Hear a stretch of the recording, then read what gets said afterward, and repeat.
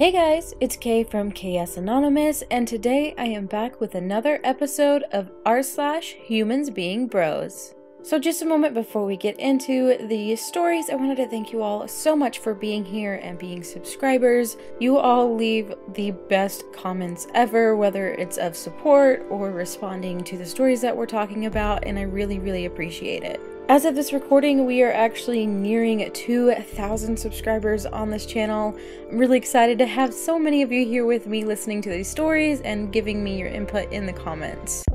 Hey, this is kind of weird, but for a long time I remembered you talking about being adopted from Russia and your brother from somewhere in Siberia. It really impacted me for some reason. It was something I used to think about often. But I ended up going to Siberia and living there and becoming fluent in Russian and the native language there and became a kindergarten teacher there for a while. Life is crazy, but you gave me a strange kind of push in a way by being my friend all those years ago. Thank you. I think this is one of those really cool things because I can relate to that, where someone said something or something about them just impacted me. It didn't make any sense, but it would lead to something crazy going on in my life later on. And for them to be able to reach out to that person and let them know how they inspired this total life journey, that is just really great to hear about. Now this one comes from an r/askreddit, and they posted it over here. What's the best job quitting story you can tell? I had to lay off my entire staff and myself with 8 hours notice. I was the contract project manager on a government project, office type work. At our periodic review on a Thursday, the government announced they would not be renewing our contract and our last day was Friday, the next day. I brought everyone into the conference room first thing the next day, let everyone know that we were all out of a job and that today was everyone's last day. I had everyone email me their resumes and we went over everyone's on the conference room projector and updated them over the course of the day. I then printed out reference sheets for everyone and we all spent the remainder of the day writing letters of recommendation for each other. I ordered everyone pizza and bought everyone a round of drinks at the bar next door. Most folks had jobs by the end of the next week. This is seriously an amazing gesture by the project manager. Obviously, yes, they were also being laid off, but to have to handle that situation, and what do they do with their last day? They have 8 hours and then it's all over. And for them to take that proactively to basically make it a day where everyone would hopefully come out on top with a good job, that's just really awesome. Asked my chem professor if I could miss a test and take it a day or two late because I had to drive home. He told me not to worry about it and made my life infinitely easier for a month. Now at the bottom you can see part of the message that they wrote to the professor. Hi, unfortunately my grandfather who helped raise me is in the late stages of pancreatic cancer and I have been going home every weekend to take care of him, and the rest is hard for me to decipher. And so here is the professor's response. Luke, take care of your family first. That is most important. If you feel that you will not be ready for the exam, please don't take it. What I can do is that if you perform well on all the other exams, I will consider exempting you from the final based on those grades. Worst case, I will allow the final to back substitute for the missing exam if you end up not being exempt. Best, Professor. This professor could just say, well, too bad, you're gonna miss this, or oh well, you're getting a crap grade on it, or oh, you're gonna miss it, or do your best because life happens. But they really did them a solid on this one. I work as a cashier in a small town mini market. When I run your card and it gets declined in front of your friends and family, I say, sorry, this has been happening all day to everyone. I might have to restart the system or another card might go through. Honestly, that is a genius and kind response. I used to be a waitress, and the most awful thing was having to come back to a table when a card declined. And believe me, I tried everything to get that card to go through because I did not want to have to tell people. It's not like you can pull them aside. You have to tell them in front of everyone who's eating there with them that their card declined. So this was a genius way of doing this. Very nice. Now this next one has a picture of Dolly Parton with some children and she's reading a book, and it reads, Dolly Parton has a program that will mail your child a free age-appropriate book once a month from birth to age 5. No obligation, no catch, she just wants to make sure that every child has books. It must be really exciting also for the children to receive that in the mail for them. This happened today. I was driving around my town early morning, so not a lot of people around, but plenty of traffic. I was heading towards an intersection of a busy road near a train station, which is popular to see bums and junkies in the area. Up ahead, I see a man who has a messy beard, unkempt hair, and raggy clothes running across the road. I thought, here we go, idiot not following road rules, and I slowed down not to hit him. I regretted thinking that straight after what I saw.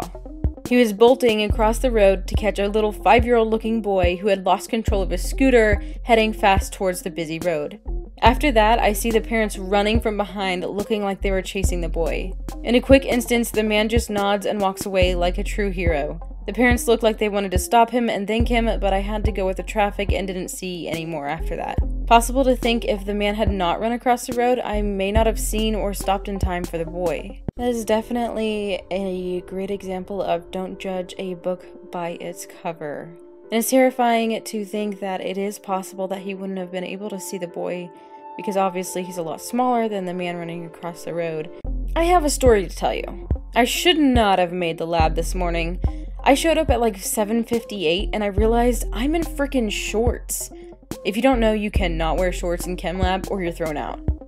I start like sprinting back as fast as I can, and when I'm like halfway home, it's already 8:03 and I'm thinking, man, there's absolutely no hope for me. So I'm in last resort mode. I'm like absolutely desperate. I saw this one guy wearing sweats walking on the sidewalk and I was like, hey dude, I need your pants. I was panicking sorta, so I must have made it seem really sketchy. I was like, trust me man, we need to switch pants right now. And he was like kind of scared, so I was like, trust me, let's go to a bathroom.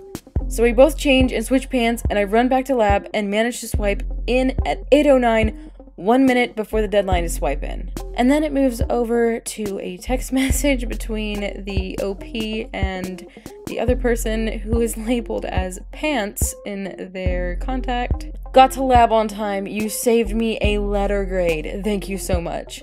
Let me know how I owe you back. I can give you some money if you'd like. Haha, I was just hoping to get my pants back.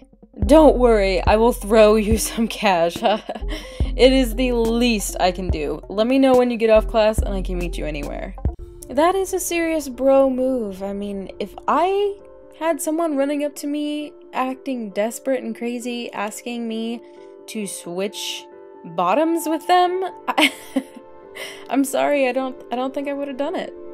I had very high anxiety when I was in my early 20s. It was especially bad when I was at work, and I went through a patch where it was affecting my ability to do my job well. I told this to my mom one day, and the next day I went to work, she was just knitting in her car in the parking lot. She said she thought I might feel better knowing my mom was close by. She did this every day for 2 weeks until I got my anxiety under control. Wow.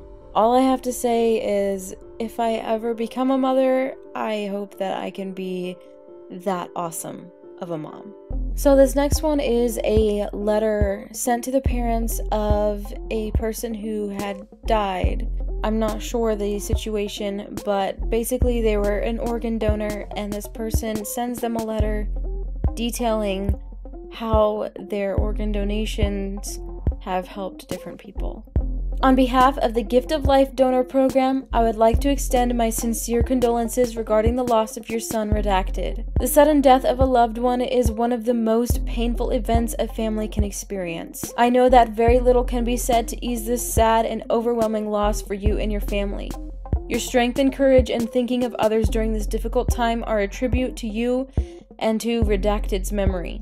I would like to share with you some information about the outcome of your son's gifts. The precious gift of Redacted's heart was given to a woman in her 30s. Patients who require a heart transplant have a serious cardiac disease which greatly impacts their daily life. They have extreme shortness of breath, fatigue, and they need assistance completing the most basic activities of daily life, such as showering and getting dressed. Some individuals who are waiting for a transplant are hospitalized, and most are so ill that they are not able to work or enjoy a full life. Medications or other interventions are no longer able to manage their symptoms, and transplant is their only option for survival. The recipient of Redacted's right lung is a woman in her 80s. The recipient of Redacted's left lung is a woman in her 70s. Many patients who are in need of a lung transplant require continuous oxygen and cannot walk a few feet without becoming short of breath. Simple tasks can become difficult to complete, and breathing takes much more energy. Transplant is their only option to extend their life and to provide them with a better quality of life. I'm happy to report that Redacted's liver was given to a young boy. Individuals who require a liver transplant have a serious liver disease or are in liver failure. The liver impacts many systems in our bodies such as digestion, metabolism, blood clotting, and red blood cell production. Often, patients who are waiting for liver transplants are extremely fatigued, jaundiced, and suffer from confusion, making employment impossible and everyday activities difficult to perform. The recipient of Redacted's right kidney is a man in his 50s. Most people who need a kidney transplant are in end-stage renal disease and are on dialysis. While dialysis offers these patients treatment for their kidney disease, it is not curative and can be physically draining and difficult to tolerate. Dialysis typically occurs 3 days a week for 3 to 4 hours at a time. With a kidney transplant, dialysis is no longer necessary. The recipient of Redacted's left kidney and pancreas was a man in his 30s. Many individuals need a pancreas transplant because their pancreas is no longer producing insulin, which regulates blood sugar.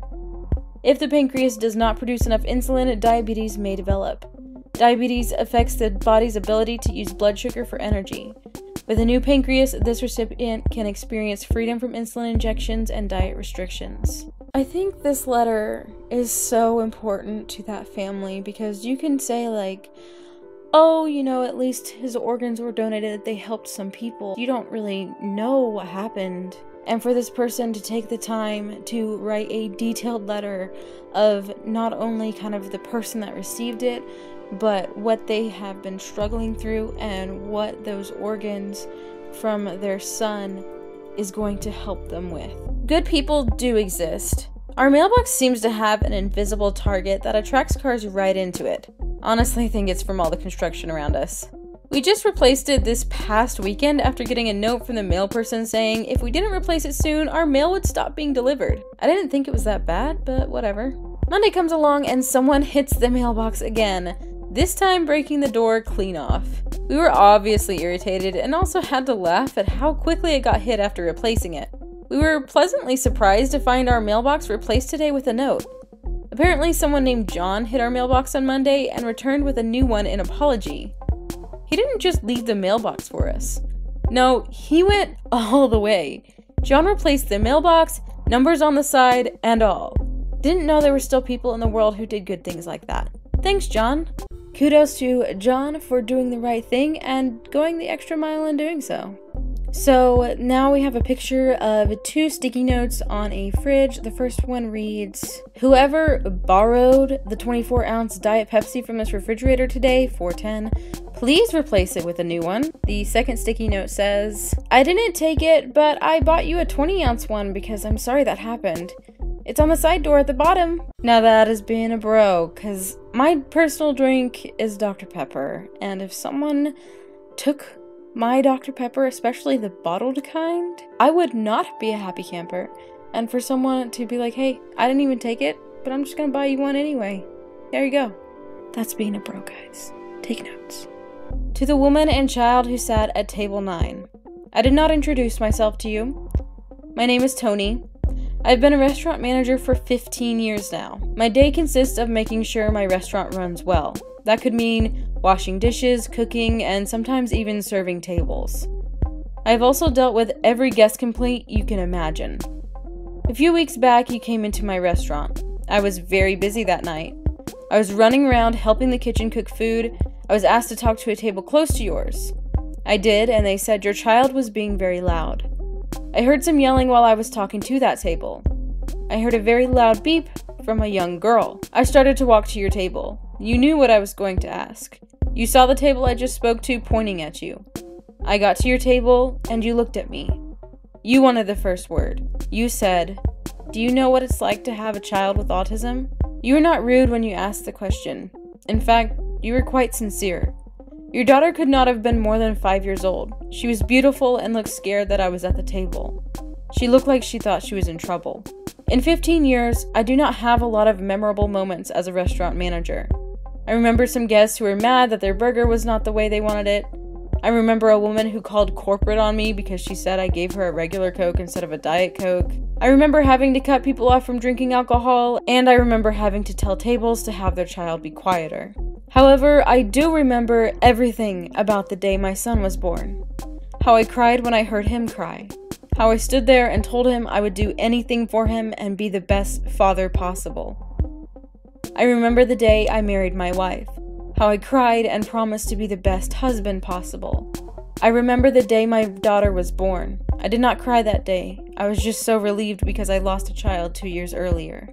I know what I was supposed to say when I went to your table. I was supposed to politely tell you to please not have your daughter yell. I was supposed to offer to move you to another area. I was supposed to offend you by not offending you. I did not do any of that. Instead, I just told you I hoped your meal was awesome.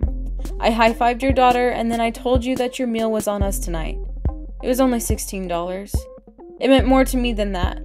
I do not think the other guests I spoke to were happy about it. At that moment, it did not matter to me. I do not know how you reacted. I had to leave to go cook because the kitchen was not doing very good that night. When the server asked me why I bought the food, I just said you did not enjoy your steak. I did not tell anyone what you said to me. I was thankful you did say it to me, though. You asked me a question that I did not answer. The truth is, I do not know what it is like to have a child with autism. I know what it is like to be a father. I know what it is like to be a husband. I know what it is like to not tell his wife how much he loves her enough. I know what it is like to want to spend more time with his children. You asked me the question right away. You have been through this before in other restaurants. I did not want to be like other managers for one moment. I did not want to tell you what you always heard. Honestly, I wrote this to you and your beautiful daughter because I wanted to thank you both. You have given me a great restaurant memory, one that I needed for the last 15 years. You also taught me a valuable lesson. Sometimes doing the right thing does not make everyone happy, just the people who need it the most. Sincerely, Tony, restaurant manager. I know that one was a little long, but I just really thought it was important to share, and I really enjoyed it. I thought that the manager was definitely a bro in the situation, and it was just one of those emotional kind of stories, so I thought you guys might enjoy it too. I was leaving a restaurant tonight with my 4-year-old son, and it was downpouring. It was perfectly nice when we went in, and I was umbrella-less. I picked him up and started to dash to my car. On the way, a woman walking into the restaurant using an umbrella came up to us and said, "Here, let me help you." She put the umbrella over us and walked us to the car. Stood there as I buckled my son into his car seat and walked me around to the driver's side. I was in the second parking spot, so I didn't have to go that far, but this small gesture meant so much. My son said, "Mama, that was so nice of that lady." Yes, son, it sure was. And to the nice woman who decided to help someone else and stand there with their umbrella, kudos to you, and I hope someone does the same or more for you in the future. That is actually going to end today's video. I hope that you enjoyed it. If you did, go ahead and drop a like and let me know what you thought about these stories in the comments below. Whenever I finally get community tab, I would love to open up some genres for you guys to share your stories that you want me to narrate. I think that'd be really awesome. I'm just waiting on YouTube to get their stuff together. So anyway, if you enjoyed it again, go ahead and drop that like, and I'll see you in my next video. Bye!